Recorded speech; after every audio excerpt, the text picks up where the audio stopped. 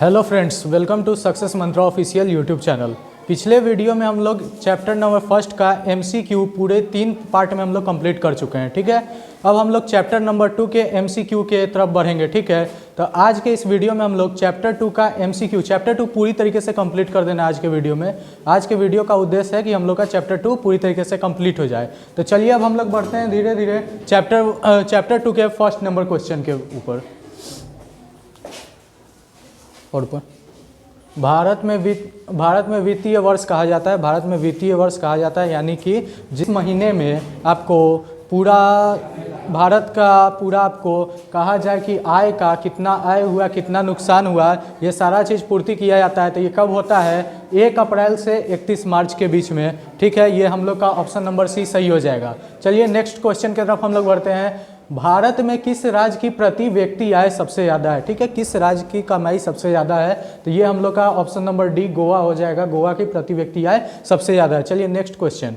बिहार के किस जिले में प्रति व्यक्ति आय सबसे कम है? बिहार का जिला का बात हो रहा है यहाँ पे। बिहार राज्य के जिला का बात हो रहा है कि प्रति व्यक्ति आय सबसे ज़्यादा कहाँ है? तो हम लोग का ऑब्वियसली पटना हो जाएगा। ऑप्शन नंबर ए सही हो जाएगा। पटना में सबसे ज़्यादा है। चलिए चौथा नंबर क्वेश्चन की तरफ हम लोग बढ़ते हैं। दादा भाई नेरोजी ने सर्वप्रथम राष्ट्रीय आय का अनुमान कब लगाया था? राष्ट्रीय आय नाम के चीज़ को इंट्रोड्यूस कब किया था?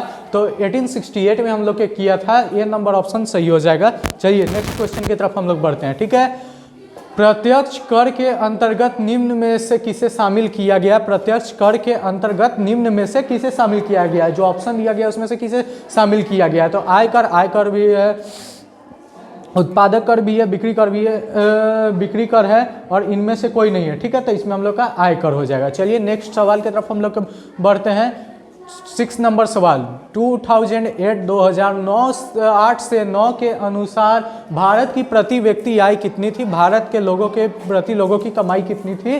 तो ये हम लोग का ऑप्शन हो जाएगा 22,553 रुपया हम लोग का भारत का प्रति व्यक्ति आय 2008 से 9 के बीच में था। नेक्स्ट सवाल की तरफ हम लोग बढ़ते हैं। 7वां नंबर सवाल। उत्पादन एवं आय की गणना विधि आर्थिक दृष्टिकोण से है, क्या है? तो आर्थिक दृष्टिकोण से सहज भी है, वैज्ञानिक भी है, व्यवहारिक भी है। तो इनमें से सभी ऑप्शन नंबर डी हम लोग का सही हो जाएगा। इनमें से सभी। चलिए नेक्स्ट क्वेश्चन की तरफ बढ़ते हैं।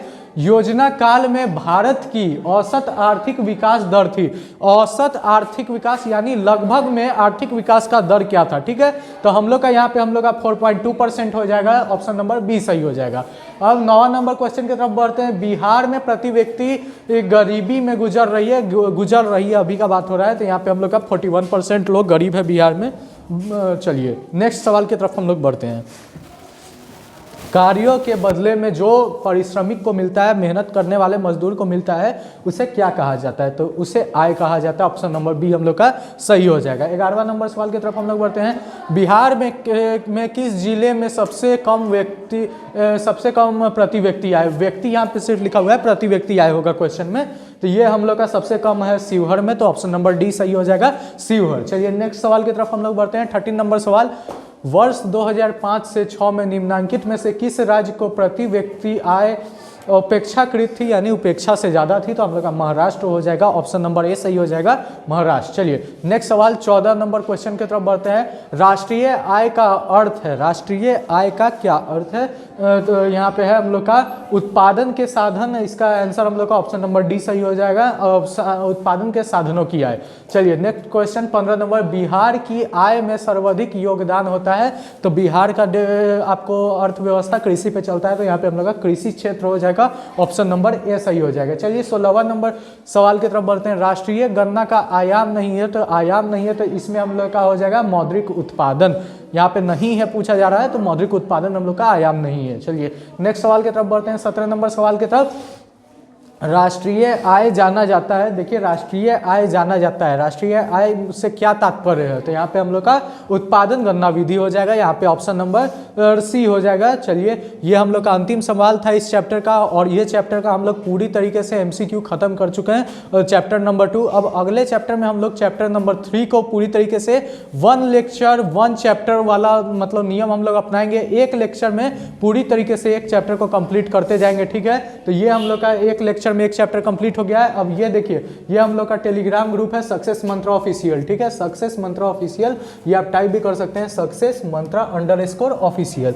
ये टाइप करके आप हम लोग के टेलीग्राम चैनल पे चले जाइएगा, वहाँ पे आपको जाके सिर्फ बाबू ज्वाइन करना है, ठीक है। ज्वाइन करने के बाद आपको ये सब जो PDF जो अभी पढ़ाई हुआ है वो आपको उस टेलीग्राम ग्रुप पे बिल्कुल फ्री में मुफ्त में उपलब्ध हो जाएगा। आप वहाँ से एग्जाम का प्रिपरेशन कर सकते हैं, प्रैक्टिस कर सकते हैं।